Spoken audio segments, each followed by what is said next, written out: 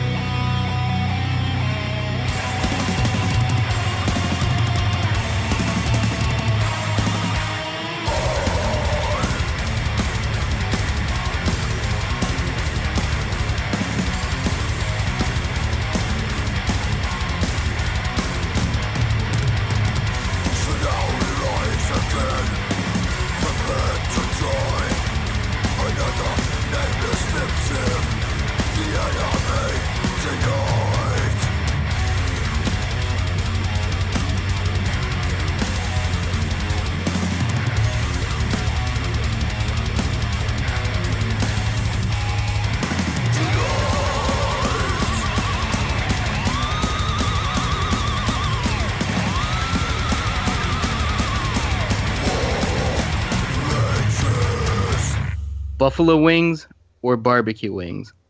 For me, it's barbecue. I'm not much of a buffalo guy. I don't really care for the taste of buffalo that much, which I would offend a lot of people I know, probably. Brian Eschbach swears by the buffalo, but to me, it's just, I don't know, it's just too weird of a taste. I like it on Snyder's pretzel pieces. That's about it. That's my exception for buffalo, but barbecue is where I'm at. I would drink barbecue sauce. I have drank barbecue sauce. Yeah, cool. It's just a late night super stoner move, you know? Welcome to the Toilet of Hell radio show. I'm Joe Thrashenkill. With me is 365 Days of Horror, and we're pleased as punch to have Trevor from the Black Dahlia Murder on with us today. How's it going, Trevor? Hola! All is well here in Winter Wonderland. Let's see, you're currently getting... I'm not like a good at metrics, but it's a shit ton of snow right now, right? Yeah, we got a little more than a foot the other day. I mean, that's a lot, man. So it's looking Barf. pretty wonderful out there. I'm over it, man. I've lived in Michigan my whole life, and I detest this part of the year. I don't blame you. Everything about that sounds hellish. Yeah, but it's cheap to live here, man. That's why I keep coming back. The whole Michigan's economy kind of fell around us, while we were out on tour, and made for some cheap living. Well, I guess that's ideal when you make your living out on the road, which you might be the most metal person on earth. How old were you when you started doing the Black Dahlia murder? Man, it was 2001, so I gotta say like 20 or 19. I was a bit older than the other guys. I'm back to being the oldest again. We had a few guys in the band older than me at certain points, but for the most part, I've been the old man. But yeah, man, it's been a long time. Yeah, that's been a long road. I believe you're an elder statesman now. Yeah. It's just Brian and I left, hanging on from the original lineup, and yeah, it's crazy, man. If you would have told me back then that this was going to be the same band and that it would go anywhere, I probably wouldn't have believed you. And yeah, you've by now the Black Dahlia Murder has to be one of the the biggest bands to come out of the early 2000s. There's not a whole lot of competition between you guys. Well, it's like Black Dahlia Murder and Korn. Korn, man. Yeah, dude. I haven't heard that new Korn yet, but I'll listen to it someday. Why not? But yeah, I know what you mean, though. I mean, a lot of our peers have fallen off. A lot of bands that we looked up to and kind of took us under our wing in the early days, like Red Chord, for example, took us on our second tour ever and helped us get in front of people. And Premonitions of War, they were on the same tour. We used to look up to those guys a lot. A Life Once Lost. They just haven't had the same luck, man. I think a lot of it is to do with luck with us. I'll never say that we were an original band, or you know what I mean. I think it was just the right place, right time, right weirdos. I don't know what really else to say about it. Well, there must be something to say about your work ethic, that you've been doing this since you were 20, 21, and you've got the longevity to keep it going. Yeah, we always, from the beginning, I mean, even when I was coming in the band, when we were totally just young and didn't know what we were doing, I put it in their minds that, we got to get out there and tour. Like all I wanted to do was play somewhere else and just, go conquer some new territory, because in Michigan, we were the geeks in the scene. We couldn't be taken seriously by anybody pretty much around here. So, and, nothing was going to happen in Michigan that was going to launch us anyway. You know what I mean? It's just such a small scene here. And at the time it was like us kicking around playing hardcore and metalcore shows. There wasn't much of a death metal scene to speak of at the time, at least that we knew about, that we could get connected with. So, we're just kind of feeling things out. And for the first 3 years as a band, we were just a local band, full of Punishers that just, we played twice every weekend, if we could. And yeah, I don't know. We were just cutting our teeth, and I remember when international bands would come through. I remember seeing the Red Chord for the first time, and we played with them. And we had a meeting at the show, and we were like, "All right, guys, I don't know what the hell kind of drugs these guys are on, or what the hell they're doing, but we got to get back in the practice space because they just blew our faces off. We'd never seen anything like that. They were so tight." And there was so little time in between songs, and everything was just so, I don't know, they were just intense, you know what I mean? And we were still very green at that point, and that was a real eye-opener. But like I said, those guys, Guy in particular, took us under his wing and helped us get out there a little bit, and that second tour was definitely instrumental into, kind of pushing the snowball, I think.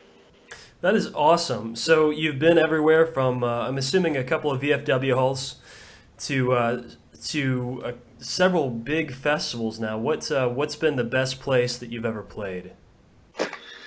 That's a tough one, man. I mean, I like a good American tour. I like a nice headlining tour.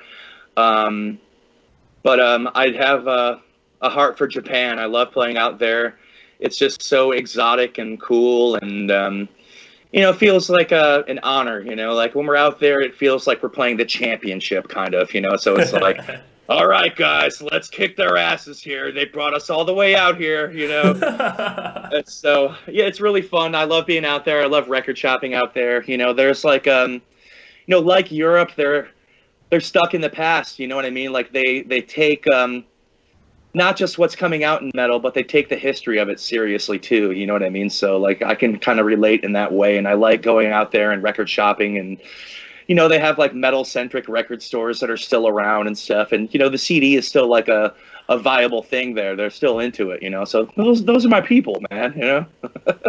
Any listeners that aren't aware, you've got a regular column in Metal Injection, the Obituarist, that you cover the best and most unknown bands in metal and give them some dap. And I know that with our site, the people that read it, it's one of our favorite recurring features on the internet anywhere. So thanks a lot, man. You know your metal, you know what you're looking for. So tell us, how do you find the things that you find? Man, I'm just always combing, dude. I mean, there's a lot of outlets I watch. I watch all the labels. Obviously now, since I've been doing it, I get like kind of like PR links and stuff like that. Where they give you the bio and the album that's coming out, and that's helpful. You know what I mean? But I prefer to kind of find stuff on my own, and still, like a lot of stuff I want to pop up in those channels really doesn't. You know what I mean? So, yeah, just watch all the labels that I like. Pretty much anything I follow on social media, like, is just metal related. I don't follow any people or anything like that. So that kind of keeps my inflow of information very, keeps it pretty centric to what I'm trying to do. And, there's some downloading involved as well. I think watching the blogs is the blogs are pretty much cutting edge as far as like what's coming out and what drops. They all seem to filter through some kind of outlet like that. So watching the blogs as well, watching for album leaks and stuff like that, so, but my end game is buying records and getting people to buy records, you know what I mean? But, there's still some illegal activities involved in finding all this kind of stuff, and being aware of, a million bands. So, but, yeah, a lot of it has to do with, just being Rain Man, I think, and just being really neurotic and just the thrill of the hunt. I still enjoy it. And, the bigger that BDM gets, like the more I delve into the underground, I think, to kind of keep myself grounded and just to stay plugged into what I'm comfortable with, you know what I mean? And also, I don't know, just everything that goes into metal is like a neurotic thing for me. Like the t-shirts, like wearing a metal t-shirt, I wear a metal t-shirt every single day. Like no doubt in my mind. My closet is completely black. It's lame. I know that it's lame, but like I just have gone so hard in this one way, I'm just sick of other shit. I'm sick of all the metal stuff that gets shoved up my ass, good wording there by, just other media outlets. You guys are always putting on like awesome unknown shit. Known Clean Singing is another one I really like that's always putting up new bands. Invisible Oranges, I like those sites a lot. I've got 3 animals in the other room that are super pissed that I locked myself in this door. So, like, you might hear all kinds of screams coming out. Yeah, you might hear my girlfriend downstairs screaming about Skyrim, too. I should warn you about that. Oh, we should get her on here and tell us what she's doing on Skyrim right now. Dude, she's foaming at the mouth, man. I don't know if that's a good idea. So, are you both gamers? A little bit, I'm more of an old school guy. I play a lot of Nintendo still. That makes sense. The demo you guys put out forever ago was reference to Castlevania 2. Is that correct? Yeah, and then eventually, we made the song of the same name on Nocturnal. What a Horrible Night to Have a Curse. But yeah, man, that was one of the early games I really fell in love with, and it scared the shit out of me as a kid, like when it would turn to nighttime and stuff. I'm like 6 or 7 when I got this, you know what I mean? So And back then it looked real to all of us. You know what I mean? Like, this is the most realistic game I've ever seen in my life. I still have nightmares about the Godzilla NES game, and I don't know why. Oh, dude, yeah, that's one, man. But yeah, I still play Nintendo. Like, they're always finding new ways to trick me into buying more Nintendo shit somehow. Like, Oh, you got the mini NES. no, I didn't go that route, but I got the Analog NT, which is even way nerdier than that. It's like somebody basically took the guts of a Nintendo and built it into a new body, and it's HDMI friendly. And it was expensive as fuck, but Nintendo's like my favorite thing aside from metal. It's another one of my security blankets, you know what I mean? So, yeah, I'm a very nostalgic person, so I don't know. Nintendo's just like my happy place. Mega Man, you can relate, Joe, Mega Man. Yeah, definitely. I get it. Now, I've heard of the Nintendo thing that you're talking about, and I remember hearing it was super expensive. Does it really run as smoothly on like a flat screen television as it was promised? Yes, it's a beautiful thing, man. I love the hell out of it. Yeah, it was $500. They made a second run now. They made the size of it a bit smaller. I think they're trying to compete with that thing that Nintendo's putting out right now, And I wanted the ability to play every single game ever, and all the weird bootlegs and stuff like that too. Oh, And yeah. I'm just way too into it to settle for 30 games that I've have already played the shit out of. So, I think it's cool that people are getting it, and more power to them. But I'm just like way too nerdy for that. I don't know. I respect that. I respect that you're not going to settle for the bog standard 30 games there. Because I mean, like, you're forgetting all the especially weird things that came out, like the bootleg Bible games. I remember I played a lot of those as a kid. Bible Yeah, stories. Bible Yeah. stories. And there's that one that has like 3 or 4 games together because they all suck so bad. They're Yeah, just like, you could toss the baby Jesus like in the basket, like into the river. It was Moses. It was Moses. Oh, yeah, little Moses. You'd still beat the level if you just tossed them to the snakes and made it to the end. They didn't seem to care that you got rid of God, Moses. God isn't picky. Yeah, that's a slight bit of an oversight there. Yeah, I got to get one of these things now. I got to see that in beautiful HD. Yeah, it's sick. The new one they made, like I said, it's a little bit smaller.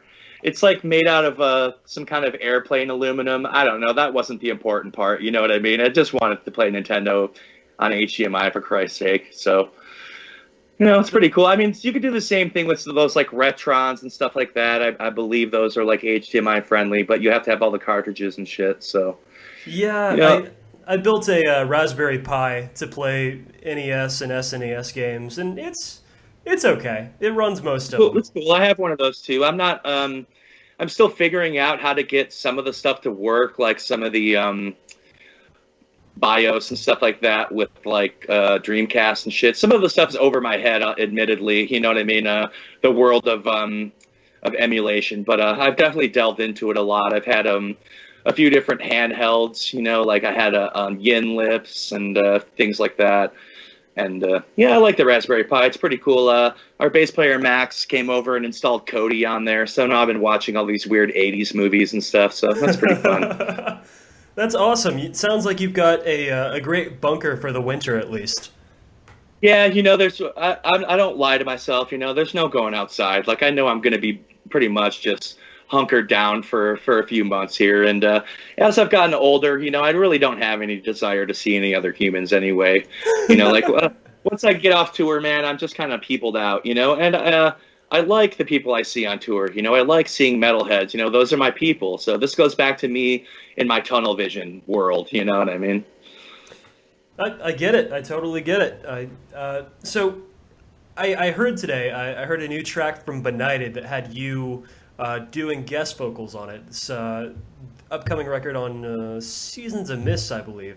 How did you get hooked up with those guys? It came from the tour, man. We toured with them out in Europe about a year ago now, and yeah, we just hit it off really well. I mean, I love their band. Obviously, I have all their shit, and so it's really cool to just tour with them as fans. And then, Julian, the singer, is about one of the nicest guys I've ever met in metal. It's like him, fucking dude from Gorguts, Luke. He's like the other nicest guy I've ever met, probably. I've heard nothing but great things about that guy. Man, he would seriously like put his jacket in the mud for you, man. You know what I mean? Like in an old school cartoon. Like, he's that guy. He's so freaking nice. What a gentleman. Yeah. And Julian's one of those guys too, man. He's just he's just so freaking nice. I got nothing but love for that dude. So when he asked me to sing on it, I was like, of course, man. And his lows are definitely intimidating, so I wanted to keep it high as to kind of like contrast him more, and I don't know, I never really considered myself a great vocalist anyway. I just do what I do, and I try to be strong in my writing and in my stage presence, I guess, you know what I mean, and also just how I carry myself, you know what I mean. But yeah, I never considered myself to be even as good as many of my peers out there. When it comes to doing guest vocals for other bands, do you find it easier that you actually enjoy their music, or do you want to be like Chino from Deftones and just as long as someone gives you a couple bucks, you'll do whatever? I mean, I've turned down a lot of stuff that I just didn't know what it was, so I guess that's the standard. It's like either I like it or with my friends, or, usually I like all my friends' bands anyway, but so it's, I've just kept it like that. I haven't taken any monetary stuff. It's just to kind of to help them if I can. Get their name out there. Obviously, they realize that I'll be advertising it from my end. You know what I mean? And we have a lot of social media reach and shit like that. So that's a help to them, which is cool. And it makes us look good as well to reach out to the underground and help people out a little bit, you know what I mean? But, there's Benighted. Benighted's a, decently sized band. They don't really need that kind of shit. I think it's just, I don't know, it's just cool, man. So, I did one today, actually. I was out at Brian Eschbach's house recording today for the Slam song. And I can't reveal it yet because, the bands get kind of touchy about that. I think they want to be the one that does the big reveal, if that's kind of like their plan or whatever.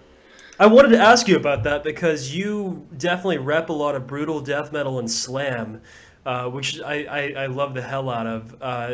Have you ever considered doing your own slam project? Yeah, I have. I'd really love to, actually. I walk around my house doing stupid guttural vocals all the time. You know what I mean? Just like everybody else that likes death metal, I think. So, yep.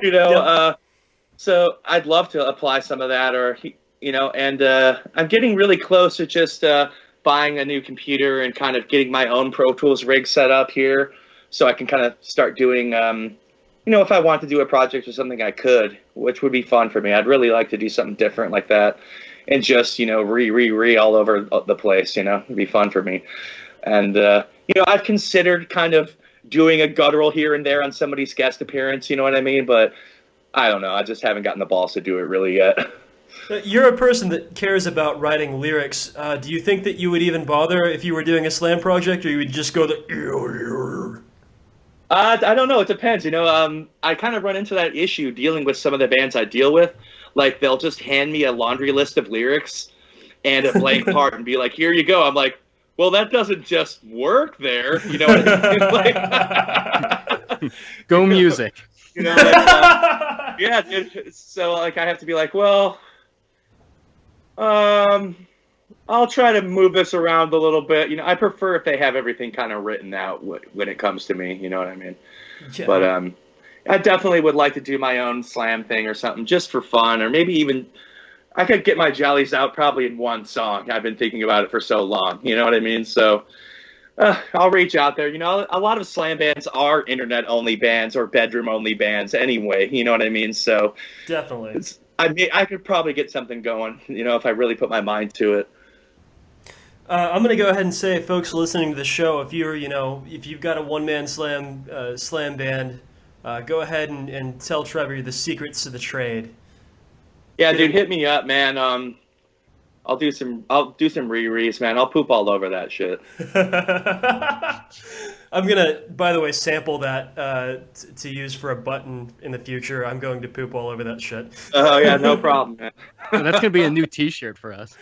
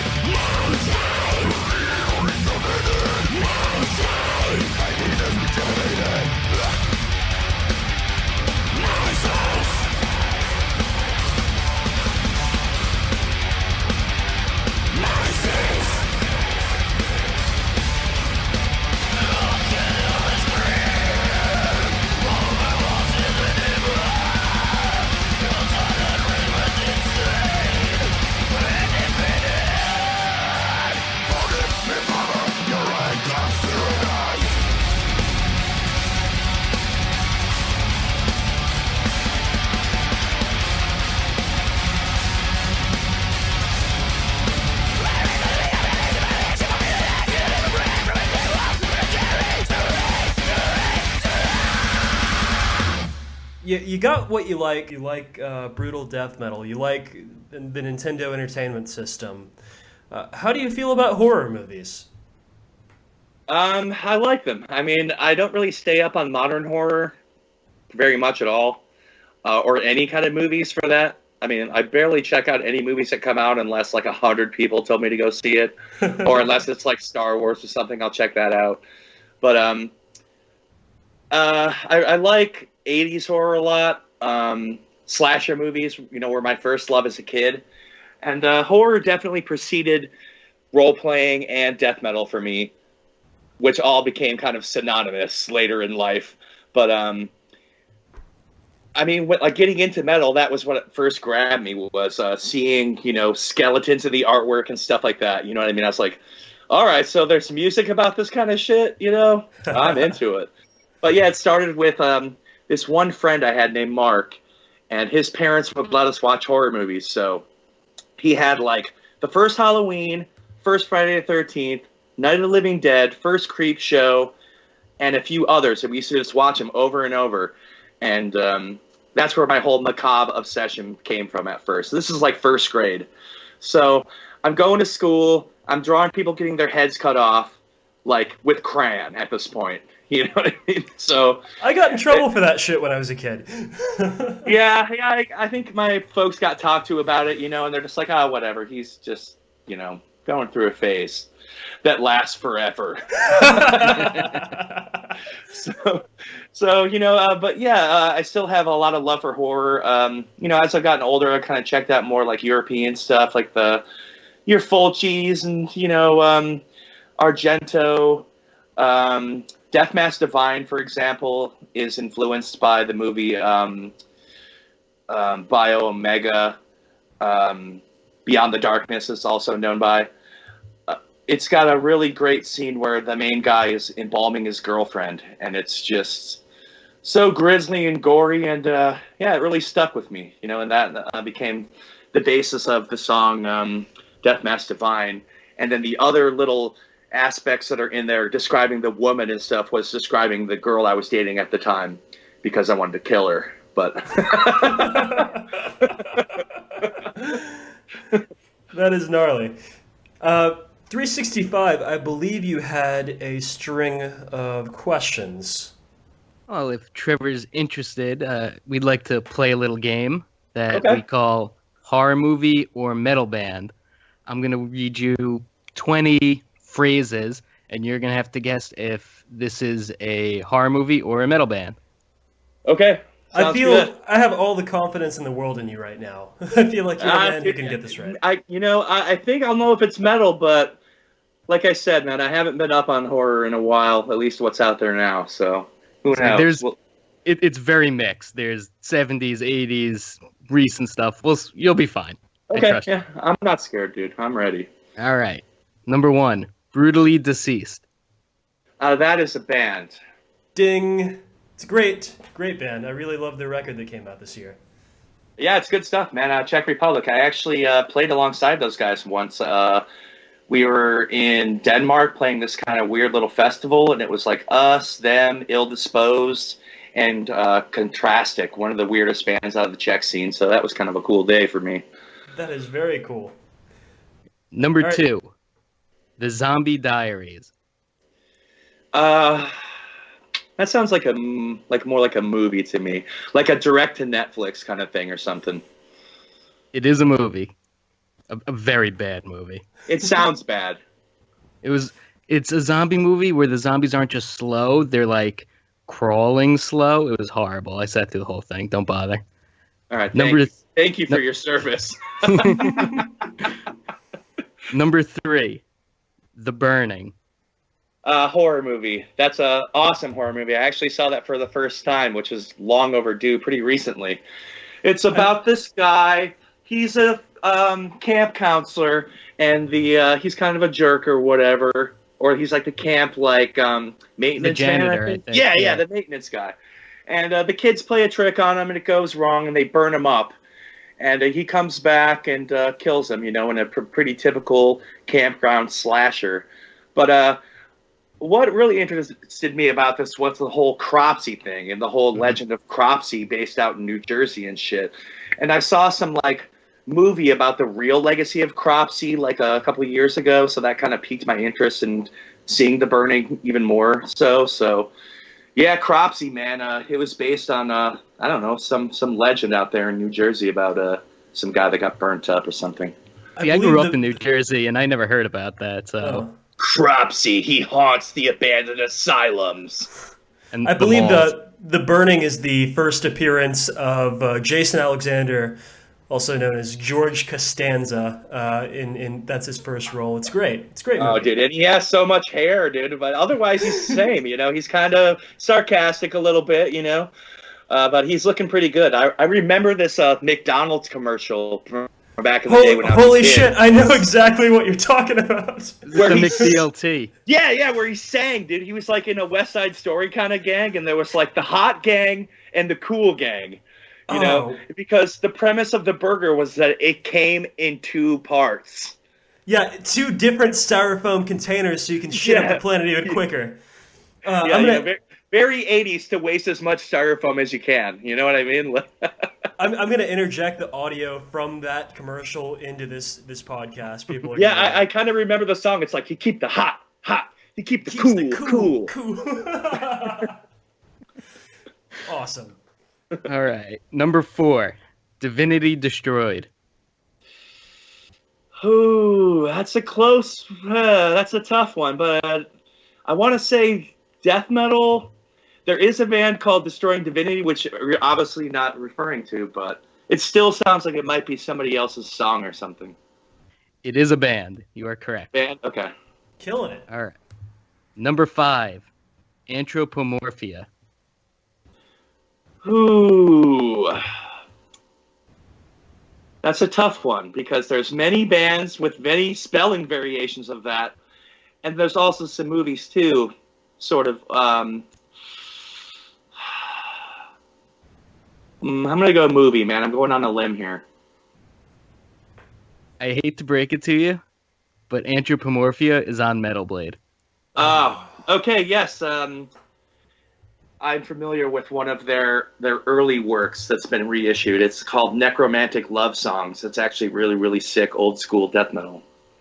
We'll consider that one a foul tip. That's not quite a strikeout. Okay, dude, no worries, and I'm all right. Number 6, Basket Case. That's a movie. I don't think I've seen it, but I know of it, and I know what the guy looks like, the freak in the basket. So it kind of spoils the whole thing. I think that's like the big reveal at the end, right? It's like what's on the poster is the guy in the basket. Yeah. He looks like shit, man. Number 7, Cellar Dweller. Damn.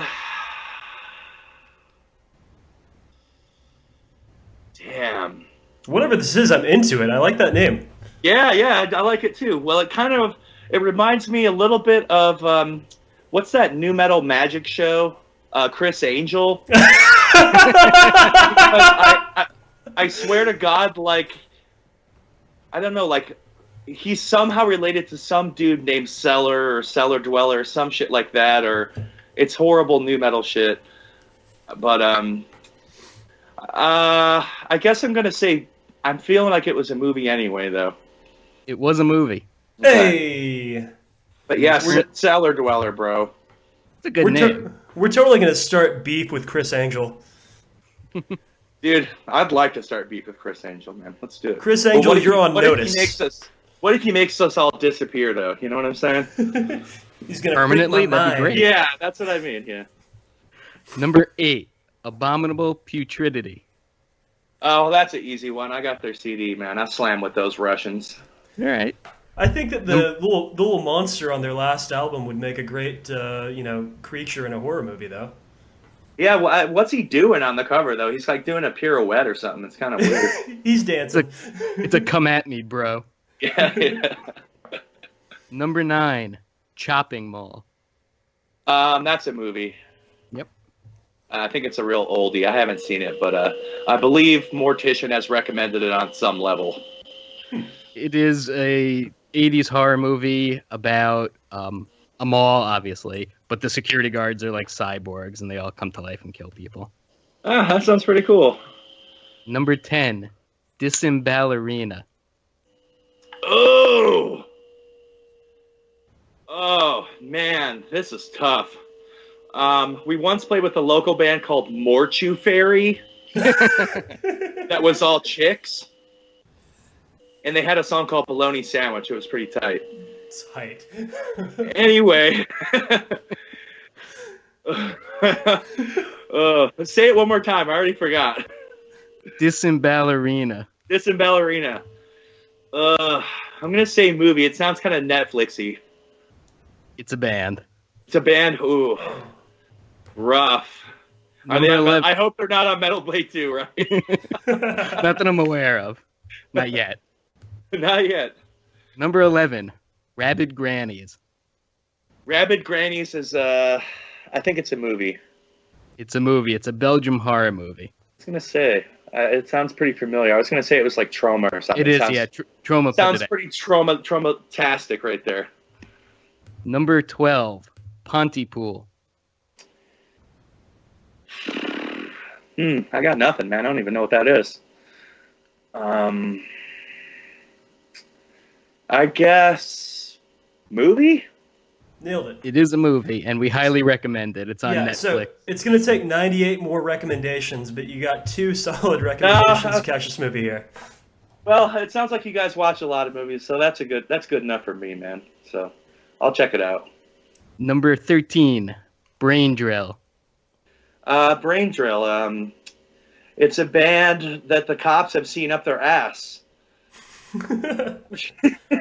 Is there a story behind that? Yeah, that was our tour, actually. Do you remember when Brain Drill got arrested at the Canadian border and the cops, they got searched by the cops?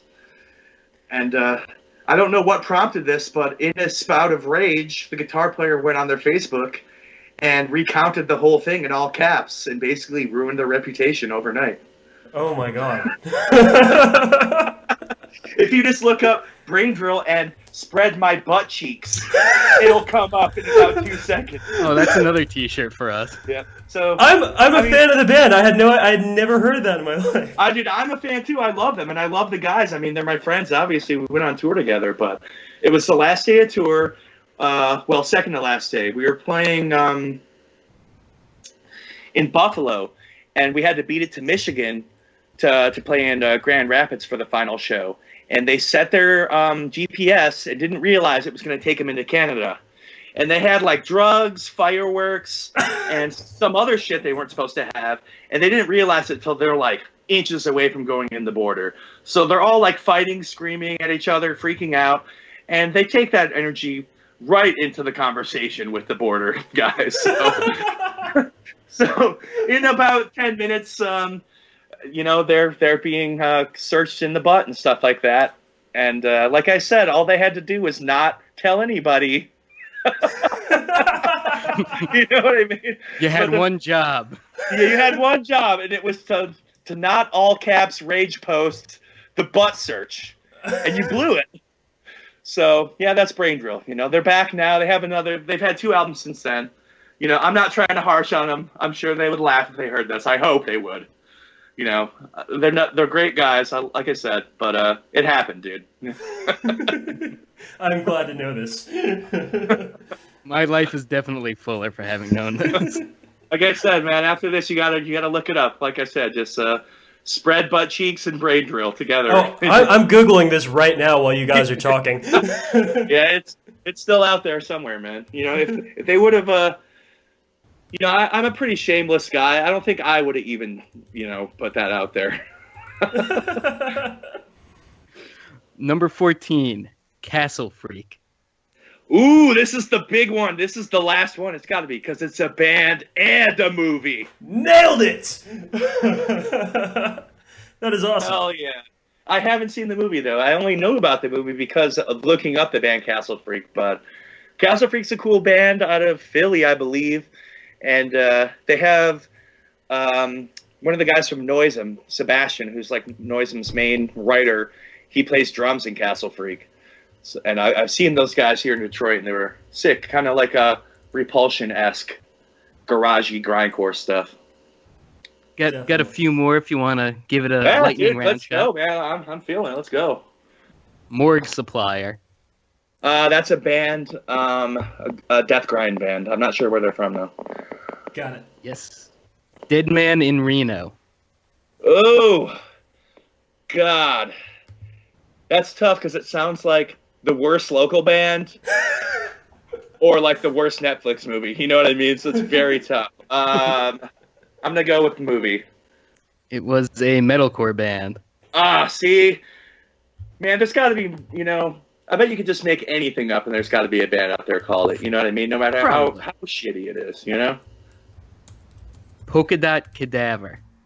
That's a band. I want to say it's some kind of weird Mr. Bungle-esque band, but I'm not positive. It is. You're correct. It's a side band from the guys from Dog Fashion Disco, who are like a weird Mr. Bungle band. Word. There you go. Butt Crack. Butt Crack. Fuck. See, this is tough, too, because this could be the stupidest band of all time, or it could be a movie about crack that kills you. I mean, crack does kill you, you know what I mean? But, like, it kills you fast, and somehow a butt falls on you. It seems like something that Gary Busey would be involved in, like Ginger Dead Man or some shit, you know what I mean? So,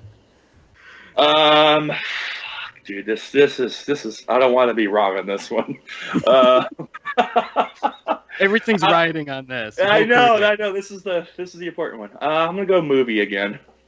It is a movie, and I wish what you described was what it was actually about. It's a trauma movie where a sorceress curses a man's butt crack so that whenever it hangs out and someone sees it, they die. All right, dude, that's cool. Oh, yeah, Mojo Nixon was in that movie, man. Oh, that's cool. Mojo Nixon! This reminds me of that Wesley Willis song. Oh, man, I love Wesley Willis. How many questions you got, man? Two more. I got two more. All right. Okay. Dark Floors. Dark Floors. Damn. That's tough. I could see like a kind of post-black metal ambient weird thing I would never want to listen to kind of band. Or like, another crappy movie. I'm going to go with band this time. I'm just going to put it out there. It's entirely possible that it's a band, but this is Lordy's horror movie. Oh, wow. Lordy, like the Uruguay, right? Yes. Yeah. They put out a movie, and it failed miserably. They lost a lot of money on it. Ouch. Well, what were they thinking, dude? My girlfriend read a review of that. She wants us to run on the site. I think we will do that soon. She should write it. Why should any of us have to suffer? No, she wrote it. She wrote the whole thing. Excellent. And the very last question, zombie apocalypse. That's a Mortician release, but I wouldn't be surprised if it was a movie too. But I remember when I bought that, when it came out. That was when they tuned down again. That was like their go-to move for a while. And guess what? We tuned down even lower. It is both a movie and a band. Damn, there you go. I should have known. So I'd say you did pretty good, somewhere around 17 out of 20. So that's a solid pretty good, man. A- B+ area. So congratulations. Hey, thanks, dude. It pays to be moronically obsessed with death metal, at least sometimes. You certainly know your metal, and it looks like you really know your horror as well. I want to plug my Twitter, man. Just follow me on Twitter, Trevor TBDM. The Obituarist, I talk about new stuff all the time, but I'm also always searching the annals of the past for death metal. So, on my Twitter, I recommend stuff from all walks and all years and stuff. So if you really want more crap, more recommendations, follow me on Twitter. Sweet. Thanks for joining us today. We'll see you next week.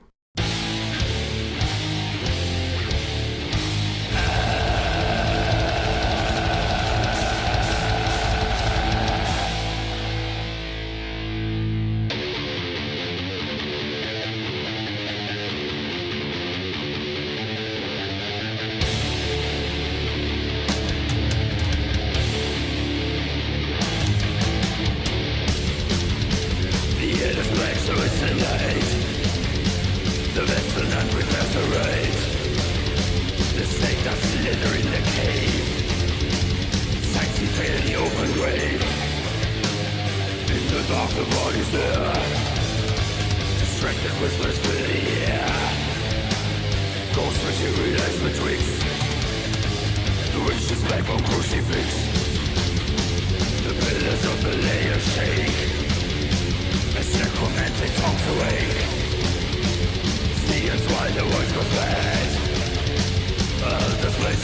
the dead. Raccoons to build the shrine. Body water serves as wine. The lips that drive the river Styx. To bless the black on Crucifix.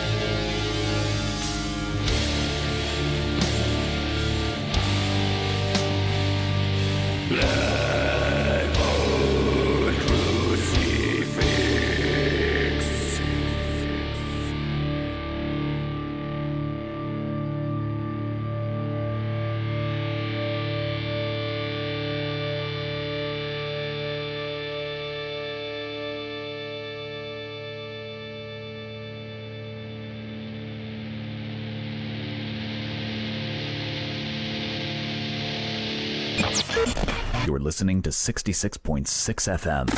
Radio TOVH. The Flush.